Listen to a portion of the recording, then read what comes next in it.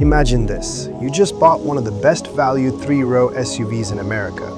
Now you have 3 rows, a huge cargo area, and so many luxury features that you keep finding something else you want to look at.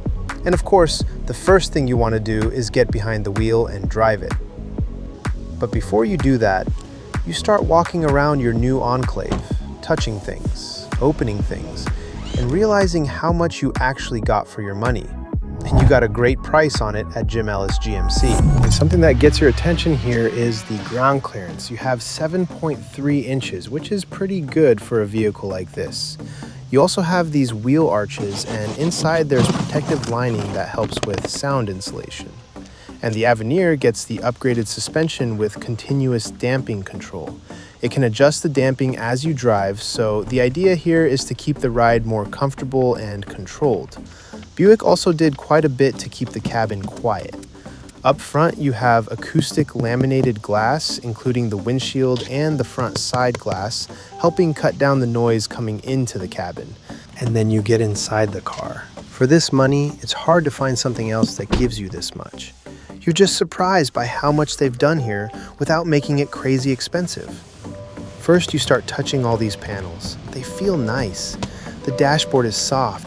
Even up here, everything feels soft to the touch. You also have these little perforated details here. And yes, you have a head-up display.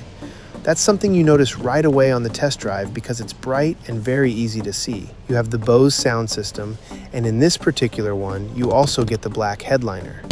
You just like how everything feels in here.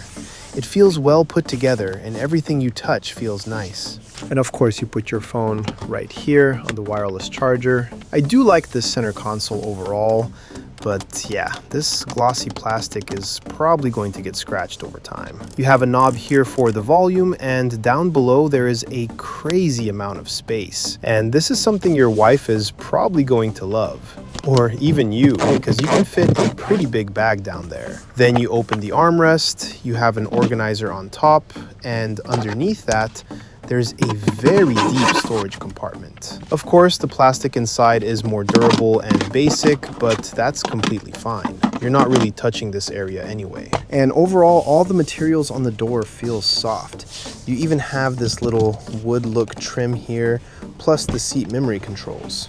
And then I see this button here, and I understand this is for the easy access memory function. Even where your arm is going to rest, everything feels soft. Down below, you have plenty of storage again. The plastic there is more durable, but that's fine. And by the way, in this trim, the steering wheel has power adjustment. And of course, the seats. You have a dedicated massage button here with a few different massage options. And if you look at the seats themselves, they're wide, but they also have pretty good side support.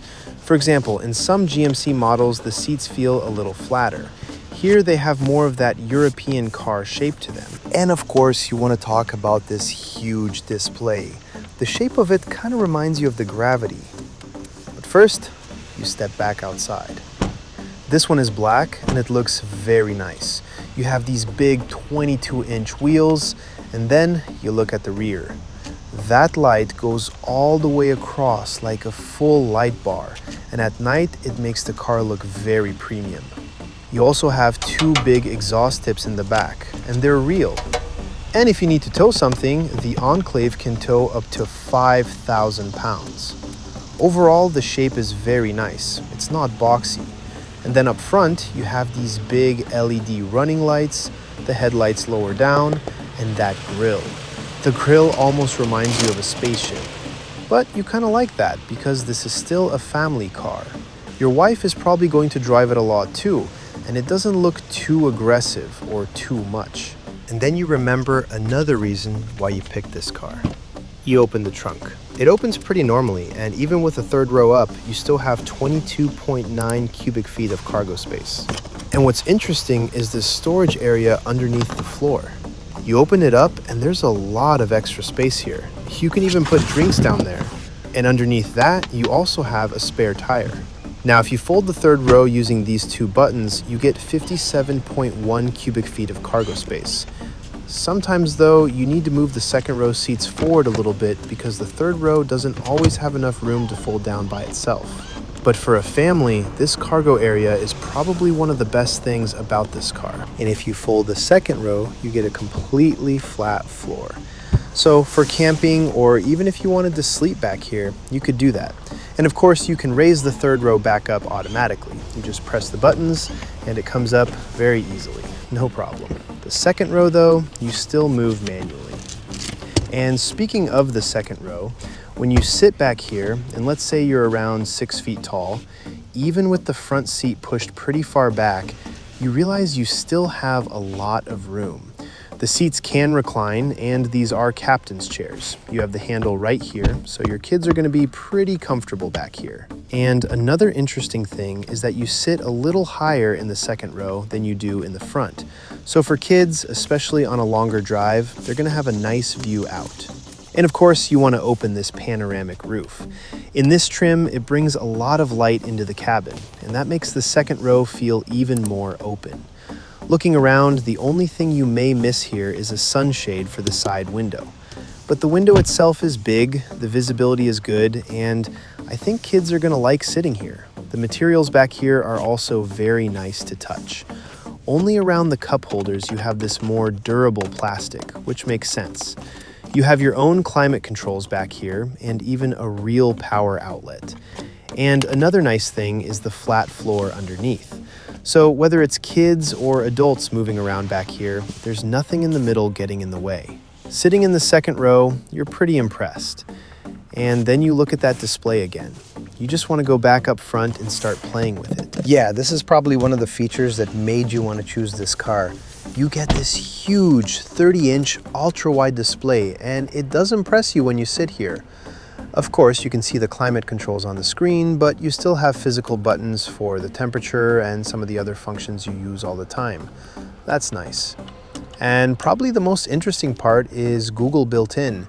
You start thinking about how convenient this is going to be every day because you don't have to pull everything up on your phone. The gauge cluster is also part of this big display. You have your speed right here, and wait, I want to set this up. There are a few things you can change here, but overall it's a very nice display. And by the way, over here on the side of the screen, you can adjust the head-up display. You can move it higher or lower and adjust the brightness right from this touchscreen area. And then you have the steering wheel. First, you realize you have Super Cruise here, and that's something that can make your everyday highway driving much easier because on compatible roads, the car can help with hands-free driving while still monitoring that you're paying attention. You also have a heated steering wheel. And by the way, the seats we talked about earlier are ventilated too. So yeah, for this kind of money, it does feel like a premium car. And then the steering wheel itself. You have paddle shifters here, so if you're driving somewhere in the mountains or you just want a little more control, you can use them. But when you press them, the feedback isn't the best. Sometimes you're not completely sure if you click them or not. The steering wheel itself feels very GM. Even though this is a Buick, it's not too thin.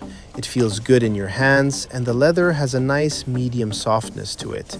You want to hold it, you want to turn it, and you can tell you're sitting in a quality car. And then you realize there's still one thing you haven't checked: the third row. But before that, the engine. You have a 2.5-liter turbo 4-cylinder with 328 horsepower and 326 pound-feet of torque, paired with an 8-speed automatic. It has plenty of power for a family SUV, although when you accelerate harder, yeah, you can definitely hear that 4-cylinder. And when you start driving this car, you understand pretty quickly what it's made for. It's not trying to be sporty. The ride is soft, and in the Avenir you have continuous damping control, so the suspension is constantly adjusting as you drive. It handles bumps very nicely, and on the highway, the car feels comfortable and relaxed. You do feel that this is a big SUV, especially at lower speeds, and the steering is not exactly sporty. But for a family car, you probably don't need it to be. You want it to be comfortable, quiet, and easy to drive every day. And that's pretty much how this Enclave feels. And after that, you finally go to the third row. Yes, it's here, and that's already nice to have. You press one button on the second row seat, it moves forward, and getting back here is pretty easy. Of course, this is not a boxy SUV, so you do have to work a little bit to get in. But once you sit down, you start checking the seat itself. It's not very big, and I don't see any recline adjustment here. The plastic is more durable back here, of course. You have cup holders, USB-C ports, and these windows are actually pretty large. You also have AC vents in the roof, which is very nice because the air comes directly to the third row. And when you put the second row seat back in place, you realize this row is probably better for teenagers. An adult can sit here too for a shorter trip, but this is still a mid-size SUV, and you understood that when you bought it. Most of the time, this third row is probably going to be for kids or smaller teenagers. And then you get out, look at the car one more time, and you understand that this is a very nice vehicle, especially for the money you paid. It gives you a lot of that GM feel, but at a better price.